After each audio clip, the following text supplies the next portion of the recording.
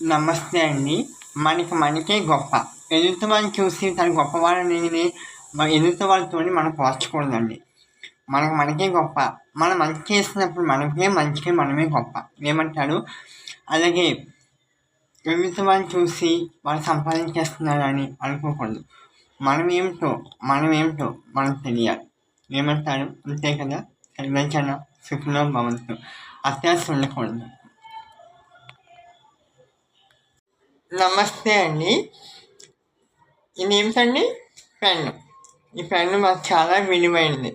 చాలా ఎలాంటి జీవితంలో ఎవరి మనిషి అయినా ఈ పెన్ను చాలా ఇంపార్టెంట్. ఒక్క మాటతో పాస్ చేస్తుంది, ఒక్క మాటతో ఫెయిల్ చేస్తుంది, ఒక జీవితాన్ని మార్పు చేస్తుంది, సంతకాన్ని ఒక రకంగా మారుస్తుంది. అలాగే ఈ పెన్నుని మనం ఎప్పుడు చూసినా గౌరవం ఇవ్వాలి. చాలామంది ఇలా పెట్టుకుంటారు, పెన్ను ఇలా పెట్టుకుంటారు, కొంతమంది ఇలా పెడతారు, కొంతమంది ఇలా పెట్టుకుంటారు. అలా కాకుండా పెన్నుకి కూడా మనకు గౌరవం ఇచ్చి గౌరవం ఇవ్వాలి. ఈ పెన్ను ఎన్నెన్నో రకాలుగా జీవితాలు మార్పు చేస్తుంది. ఈ పెన్ను సీఎం దగ్గర ఉంటుంది. ఈ సంతకం పెడితే మన జీవితాలు మంచిగా ఉంటుంది. అర్థమవుతుందా ఫ్రెండ్స్? ఈ ఒక్క మాటతో మనకి పాస్ చేస్తుంది, తగ్గిస్తుంది. ఈ పెన్ను మనం ఎప్పుడు గౌరవం ఇవ్వాలి. ఈ చిన్న వస్తువు కానీ ఎక్కకపోతే అక్కడ పారేయకండి, గౌరవం ఇవ్వండి. ఎక్కకపోతే జాగ్రత్తగా పెట్టండి.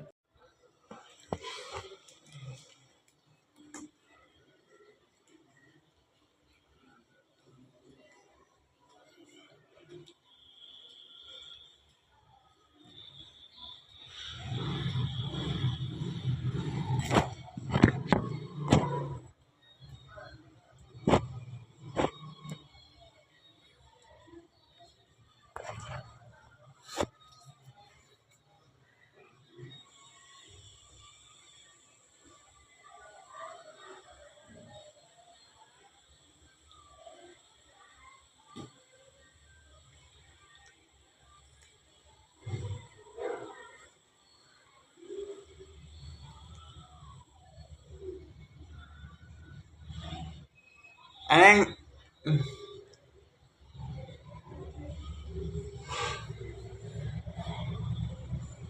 నమస్తే అండి. అద్దం విడిగిపోయిన అద్దాన్ని అట్టించచ్చు కానీ మనసుని గాయపడిన గాయాన్ని మాత్రం అట్టించలేమండి. ఏమంటారు? అలాగే నమ్మకం ఒక్కసారి వచ్చి ఇంకోసారి పోతే నమ్మకం పోగొట్టే జన్మలో కూడా నమ్మకాలు పోగొట్టామండి.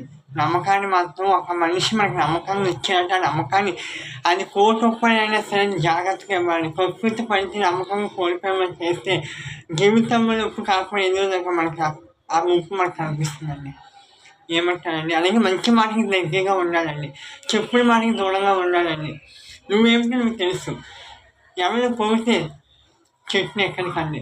నిన్ను నిందించాలంటే బాధపడకండి. పరమాత్మ ఉన్నాడండి, మనకు చెప్పవలసిన పరమాత్మ.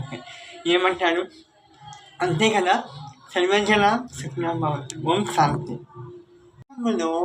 క్షమాపణ మనం ఇవ్వాలి. ఎవరైనా తప్పు చేసినప్పుడు మనము క్షమాపణ ఇచ్చినప్పుడు మనం అనుగ్రహించాలి. ఏమంటారు? అలాగే జీవితంలో చెడు మాటకి దూరంగా ఉండాలి. ఎవరైనా ఏం చెప్పినప్పుడు వినేటప్పుడు నిజమో అబద్ధమో వినాలి. అలాగే మన జీవితంలో ఎదుటివాడికి మేలు చేసినప్పుడు మన చేసిన అవతల నుంచి మనము చేస్తాను చేయదామని ఆశించకూడదు. ఏమంటారు? అంతే కదా! బాబా కూరగాయలకి ఏం రేట్లు పెంచేశారు ఇలా ధనంజయ్య. బామ్మ, నా జేబులో 1000 రూపాయలు తీసావా? తీసాను రా, కూరగాయలు కొందామని. మిగతా డబ్బు ఇంకా ఏం డబ్బులు రా, కూరగాయలు కొన్నాక అన్ని అయిపోయినాయి. ఈ కాశీలు కూరగాయలు 1000 రూపాయల? అవునరా. నేను నమ్మను. లెక్క చెప్పు. కూర్చో. కూర్చో. చెప్పు, లెక్క చెప్పవే. వంకాయలు కేజీ 25 కేజీలు. 100. బెండకాయలు కూడా కేజీ 25 కేజీలు. మరో 100. కాకరకాయలు దోసకాయలు ఇంకొక 100. 300. ఇక పోతే బీరకాయ 70 రూపాయలు. ఏంటి? బీరకాయలు కేజీ 70 రూపాయల? కేజీ కాదురా సన్నాసి, ఒక్క బీరకాయ 70 రూపాయలు. అయ్యో 10 తీసుకున్నాను. ఒక్క బీరకాయ 70 రూపాయల? అంటే ఒక్కొక్క బీరకాయ సొరకాయ సైజులో డబుల్ ఉంటుందా? అబ్బే అంతెక్కడరా. తినే బీరకాయలు కాదా బామ్మ? తాగే బీరకాయలు తెచ్చావా? అవునరా, మొదట్లో 2 తాగితే శక్తిగా ఉండి నిద్ర వచ్చేది. ఇప్పుడు 5 అన్నా నమస్తే అండి. చాలా వార్తలు చూశానండి. నిన్న మొన్న వరకు చాలా వార్తలు ఎప్పుడు ఏ నిజమైనా లేట్ అయిపోతుంది. ఒక్క నిమిషం లేట్ అయిపోతుంది. అనుమతించలేదని చాలామంది విద్యార్థులు బాధపడుతున్నారు. లేట్ అవుతే వాళ్ళు పంపించరండి. అది రూల్ ప్రకారంగా పంపించరు. కానీ మీరేం చేస్తారంటే ఎగ్జామ్ 8 గంటలకైతే మీరు కరెక్ట్‌గా 7 గంటలకి అక్కడ ఉండండి. కరెక్ట్‌గా. వాళ్ళకి ఇబ్బంది ఉండదు. మీకు ఇబ్బంది ఉండదు. అలా ట్రై చేయండి. ఏ ఎగ్జామ్‌కి లేట్ అవ్వడం. ఎగ్జామ్ 11 గంటలకి ఎగ్జామ్ అయిందనుకోండి, 10 గంటలకి అక్కడ ఉండండి. ఎగ్జామ్ 10 గంటలకే అనుకుని వెళ్ళండి అక్కడ ఉండండి.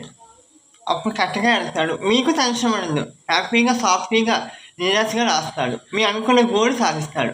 అక్కడ లేట్ అయింది అక్కడికి వెళ్ళి మనం బాధపడవసరం లేదు. ఒకసారి ఆలోచించండి, ఎంతమంది విద్యార్థులు లేట్‌గా వెళ్తున్నారు. మీ గోల్‌కు సాధించబోతున్నారు. అలా ట్రై చేయండి. ఏమంటారు? అంతే కదా!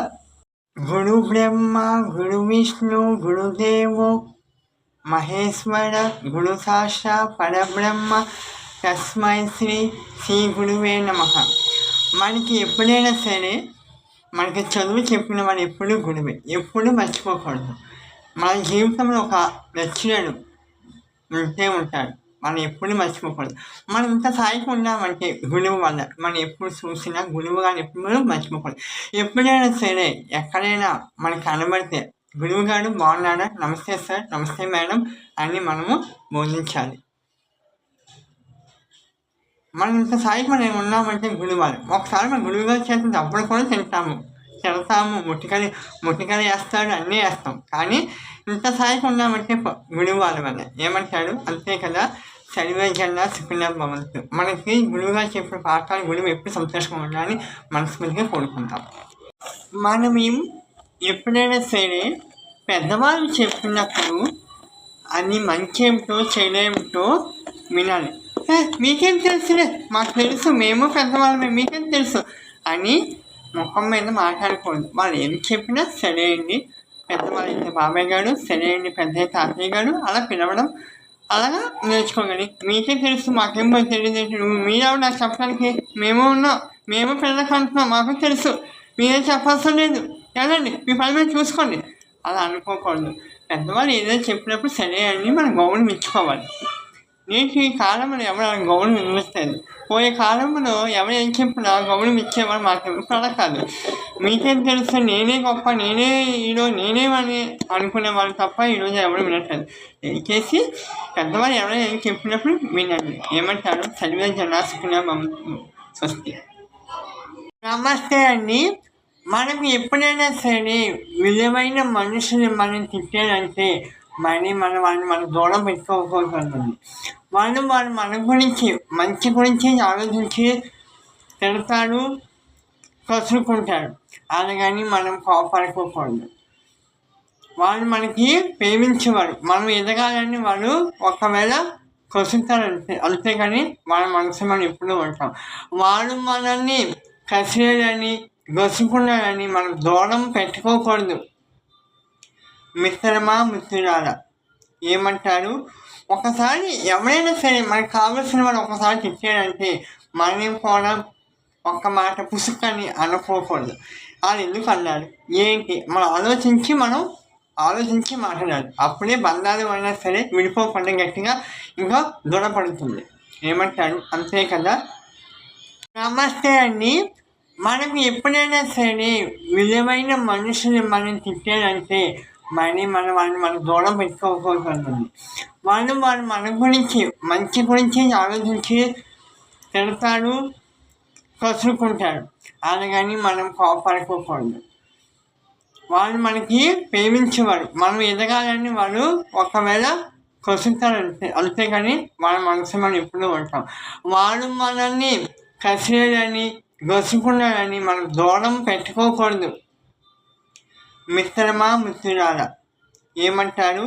ఒకసారి ఎవరైనా సరే మనకు కావాల్సిన వాళ్ళు ఒకసారి తిట్టారంటే మనం కూడా ఒక్క మాట పుసుకని అనుకోకూడదు. వాళ్ళు ఎందుకు అన్నారు ఏంటి మనం ఆలోచించి మాట్లాడాలి. అప్పుడే బంధాలు అయినా సరే విడిపోకుండా గట్టిగా ఇంకా దృఢపడుతుంది. ఏమంటారు? అంతే కదా! నమస్తే అండి. మన దేశంలో ముఖ్యంగా మన రైతులు చాలా బాగుండాలండి. మనం ఎప్పుడైనా సరే మనం భోజనము చేసేటప్పుడు ఈ 5 వేలు ఈ 5 వేలు మన నోట్లోకి వెళుతుందంటే ఆ ఘనత ఎవరు అంటే రైతు. ఆ రైతు బాగుంటేనే మనం బాగుంటాం. ఎప్పుడైనా సరే మన భోజనం తినేటప్పుడు దేవుడా ఈ భోజనం పండించే రైతు ఆ కుటుంబం ఎప్పుడు సంతోషంగా ఉండాలి, వాళ్ళు వారు పండించే పంట నాణ్యమైనగా వర్షం పడేటప్పుడు కొట్టుకోకుండా, ఎండ వచ్చినప్పుడు వెళ్ళిపోకుండా వాళ్ళ రైతులు ఎప్పుడు సంతోషంగా ఉండాలని ప్రార్థించండి. రైతులు బాగుంటేనే మనం బాగుంటాం. అన్నదాత సుఖినో భవంతు. ఏమంటారు? అంతే కదా. నమస్తే అండి. ఈరోజు ఒక మంచి మాట. మనము ఎప్పుడైనా సరే అప్పు కావాలన్నప్పుడు మనం ఇంకో దగ్గర మనం అప్పు తీసుకోకూడదు, మనం ఇంకో దగ్గర తీసుకోకూడదు. ఒకవేళ నిజంగా మన ఫ్రెండే అప్పు అడిగాము, మనం ఇస్తాం. 50,000 అవసరం వస్తుంది, వాళ్ళకి 50,000 ఇవ్వి అని అడుగుతాం. మన ఫ్రెండే కదా, ఎప్పుడు అప్పు అడగలేదని మనం ఇస్తాం. తర్వాత 6 నెలలు అయిపోతుంది. 6 నెలలు అయిపోయిన తర్వాత మనకి ఎప్పుడు అవసరం అంటే, నాకు ఆ రోజు అప్పు ఇచ్చాను కదా, నాకు ఇవి అంటే 50,000 కదా అంటే అవసరం ఇస్తాను అని అంటాం. మన అవసరానికి మనం ఇస్తాం, తను ఇస్తే మంచిదే, కానీ తను ఇవ్వకపోతే. అందుకే అంటాడు, మనం అప్పు తీసుకోకూడదు, మనం ఇంకో దగ్గర తీసుకోకూడదు. అది నిజంగా మనకు అవసరం ఉన్నప్పుడు ఎవరు అలా చేస్తాడు. అందుకే మనం అప్పు తీసుకోకూడదు, మనం ఇవ్వకూడదు. ఏమంటారు? అంతే కదా.